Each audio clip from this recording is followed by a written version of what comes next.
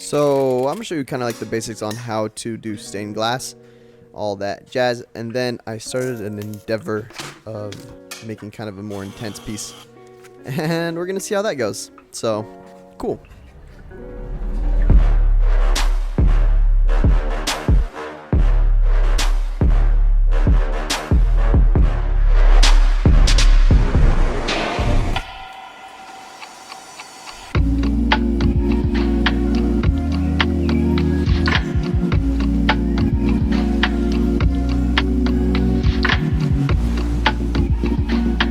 Today's video is sponsored by Squarespace.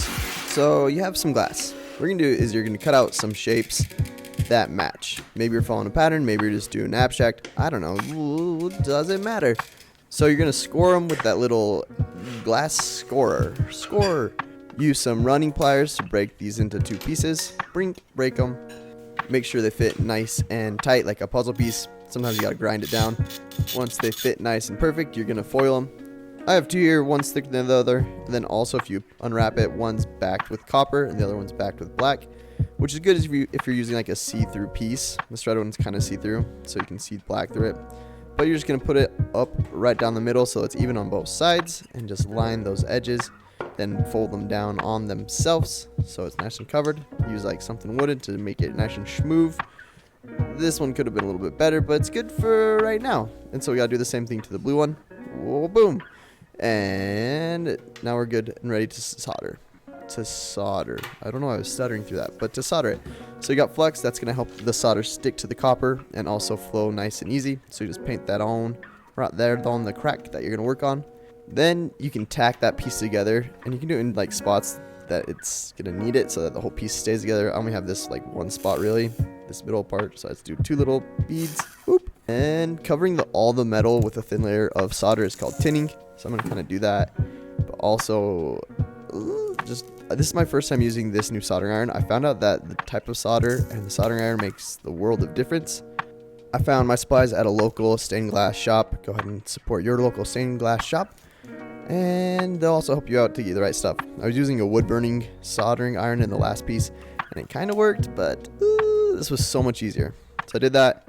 And then to add strength, you can go over that again with a smooth raised layer of solder.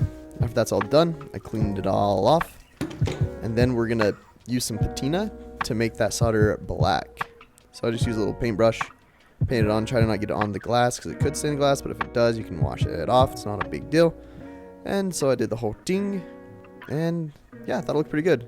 It wasn't super sturdy. I could have maybe done a little thicker, but that's the basics of it. And now I'm ready to try on something bigger. So first thing is I'm going to sketch out a design, and I'm thinking about doing a heart, and by a heart I mean a bean, and maybe do like barbed wire around the outside and make that look nice and cute. I told my stained glass lady at the store I was doing it and that it was going to be cute, and she said, I don't think it's going to be cute. And I said, what do you think it's going to be? And I can't remember what she said, but it's going to be cute. It's going to be a lot of work. I actually thought of maybe doing checkerboard around the outside instead, because that would be less work, but whatever, let's do it. Cool. So I sketched up a little design on the computador, drew up some pretty basic looking barbed wire spiky things, made sure they're all spaced out, and then drew the wire that connected them. Yeah, that's connecting them. And then when I got it all done, I realized I kind of wanted it to be more like geometrical. That looks gonna be easier to cut out. It's already gonna be a pain. Then so then I colored in, looks good, but also thought maybe they should be a little bit thinner, so we're gonna try that. Oh, also I fixed that so it like goes inside the little barbed wire, and yeah, there you go. There's our pattern. So I have some glass that I'm gonna do that heart, and the heart is much bigger, so I decided to print it off a bigger. So with these 4 separate sheets, I labeled each little individual shape with a number, going around with the white barbed wire first and then hitting the black spots, just so the lower numbers I knew were more likely going to be the white, while bigger numbers were going to be black.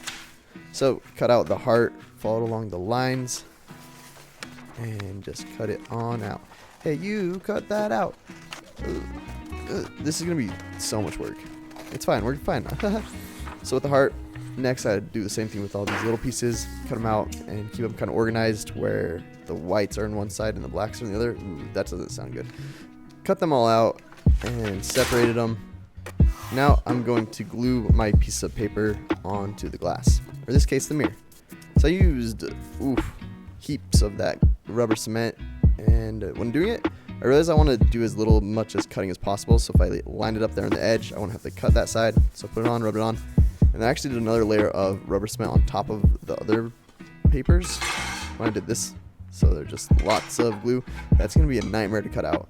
It's fine. I'm fine. We're fine. So first thing, you want to do your cuts like kind of as much as in a line as you can. You don't want it to be too complex. So I just did one line and then try to follow the shape of the heart there on the bottom of that bum. And use the running pliers again. Whoop. And did it again on the other side. Tracing as close as I can. And then keeping it kind of as much as of a line as possible so that it's not too hard of a break. So we're going to do the same thing out here on the corners. I mean, I just followed the edge completely. And it was a pretty good break. There was some like little edges there near the edges of the break, but I can get that off with a grinder. So here again, straight line as possible, followed it, and just divoted it in a little bit. It went around again, and because that's kind of an S shape, I figured it wasn't gonna be like the easiest break. So I did it once there, started breaking, flipped it around, and then got the rest of the break done right there. Whoop. Cool. So with that sharp in cut, I thought if I just come on doing like little insert swoopy cuts into it, I could do that, and I could use these rosing pliers to get at them, get them out, and for the most part, it worked. There we go. And just thought I probably should have just kept on doing like not so dramatic like sharp cuts, but I thought why not, let's just cut right into it. So I followed the shape, did some relief cuts along the side, and then just went in and went ham. And for the most part, it was working. It was I don't know, we're gonna see. I'm gonna have to like grind that away, but before I do, pass me something to say. So huge thank you to today's sponsor, Squarespace. If you don't know what Squarespace is, it's just your one-stop shop for all things website. Whether you need a domain, a landing page, a portfolio, a blog, e-commerce, they've got you covered. So I like to think that I'm tech savvy. But honestly, if something's not like super user-friendly, it's super hard for me to do it. That's a big part of why I like Squarespace so much, is literally you just get on, you find a template, they have thousands to choose from, and like it's so customizable that you can make it look on brand with what you want and still look super professional. So you have a website. For me, what I like is how easy their e-commerce is set up. I think actually I made my store and started selling products in over a night. And I still haven't changed much in like all the years I've done it because it was just that good right off the bat. Then last, I love how easy they have made it to market your business. They have email campaigns, a bunch of analytics and SEO stuff to help you out there. So why don't you, downward dog feels good. So you can turn your ideas into reality by going to the link in the description. It's just squarespace.com/schmood. And then remember the coupon code schmood to get 10% off your first purchase. So let's smooth out these edges. So I actually just went on Amazon and I got a cute little dinky grinder for like $100. It does the job. It's not great, but you gotta feed it water. Drink up, bud. Put in water. That's gonna help protect the glass, make smoother grinds. Sure, and also it's not gonna be shooting powdered glass into the air for you to breathe. So great. So I just grinded that on down, and honestly, I feel like if you're gonna be doing this more than once, it's worth it. Even if you're just doing it once, I feel like you'd sell a piece for like $100 or so, and that would pay for the grinder.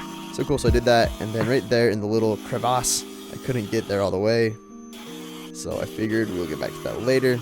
Grinded that down on my edges, make them nice and smooth. And with that guy, I thought maybe I could use that one like glass grinder, but even that wasn't small enough.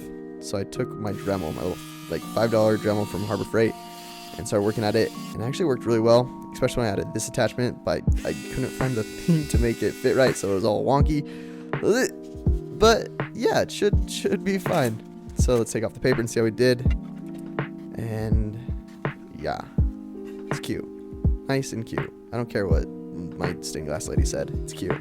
There is that little crack, so I actually am gonna redo this. And then also along the edges of the back where like it flaked off on the back and it's not mirror anymore, I'm gonna try to fix that in the next one. And yeah, so it's gonna be part 2.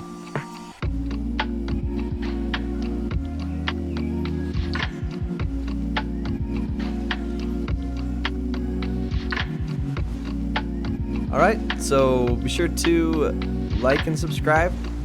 Go ahead and hit that bell notification. And yeah.